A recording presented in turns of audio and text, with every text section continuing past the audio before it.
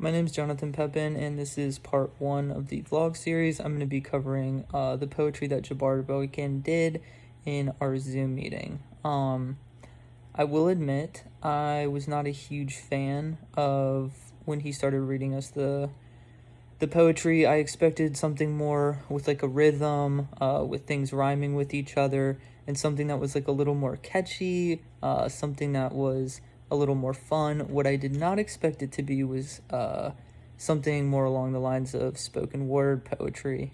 There's nothing wrong with spoken word poetry. It's just not personally something I enjoy the most hearing. I'm not a big fan of poetry, but that being said, the message that he was trying to get across was extremely powerful to me.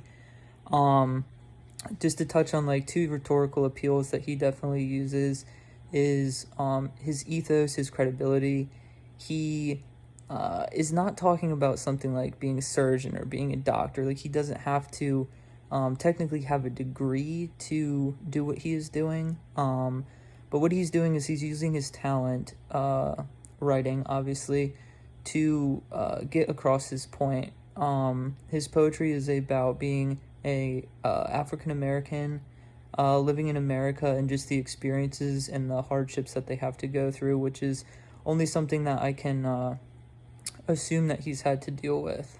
The emotional appeal to it is a little bit harder to grasp, but I think that it's definitely needed in his poetry. The poetry that he did read us, it was like a little heavier, it was a little darker, and it was touching on the emotions, the self-image, and stuff like that.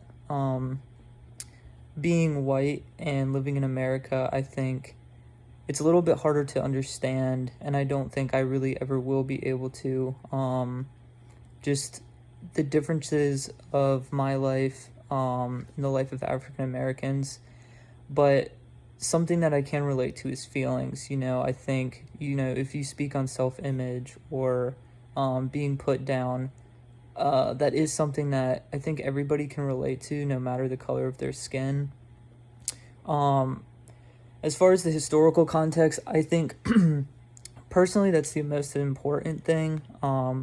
We talk about Kairos as well, kind of like passionately writing in the moment and grabbing the opportunity to write. And kind of the background to this, there's been a lot of turmoil in America, a lot of, right versus left, the Black Lives Matter protests, and I think there was not a better time for him to write this poetry and try to make his voice heard. I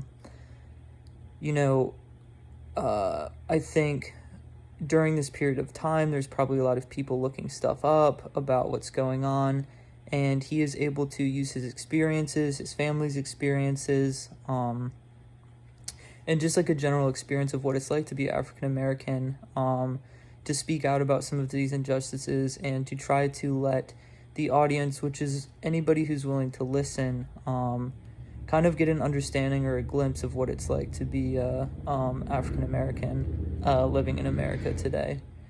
That being said, I was not a huge fan of his poetry. However, I can really respect the message of what he was getting across. I think what he's trying to say is something that a lot of people need to listen to, need to hear, especially during right now. I think a lot of people need to try to get a better understanding of things that they don't understand, and that is one of the reasons I think this is so powerful. Is just, he's able to make his voice heard in a way that's clear, in a way that's concise, and easy to understand if you're willing to take the time to listen.